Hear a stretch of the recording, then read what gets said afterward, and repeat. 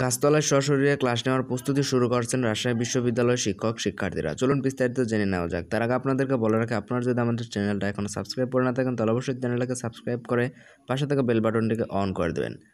গাছতলায় সশরীরে ক্লাস নেওয়ার প্রস্তুতি শুরু করেছেন রাজশাহী বিশ্ববিদ্যালয়ের শিক্ষার্থীরা। শিক্ষকদের ঘোষণা অনুযায়ী বিশ্ববিদ্যালয়ের আশেপাশে এলাকার অবস্থান করা শিক্ষার্থীরা আজ সোমবার 16 আগস্ট সকাল থেকে ক্লাসে অংশ নিতে ক্যাম্পাসে আসতে শুরু করেছেন। ক্লাসে অংশ নিতে আসা শিক্ষার্থীরা জানিয়েছেন, বিশ্ববিদ্যালয়ের রবীন্দ্রনাথ ঠাকুর একাডেমিক ভবনের সামনে তারা সকাল থেকে ক্লাসের জন্য প্রয়োজনীয় চেয়ার টেবিলের ব্যবস্থা করেছেন। ক্লাস নেওয়ার ঘোষণা দিয়েছেন শিক্ষকরা, তাদেরকে নির্দেশনা দিয়ে যাচ্ছেন। এর আগে স্বাস্থ্যবিধি মেনে চলতি সপ্তাহ থেকে সশরীরে ক্লাস নেওয়ার ঘোষণা দিয়েছিলেন বিশ্ববিদ্যালয়ের 4 শিক্ষক। গত শুক্রবার ও শনিবার এই 4 শিক্ষক সামাজিক যোগাযোগ মাধ্যমে ফেসবুকে পোস্ট দিয়ে এই ঘোষণা দেন।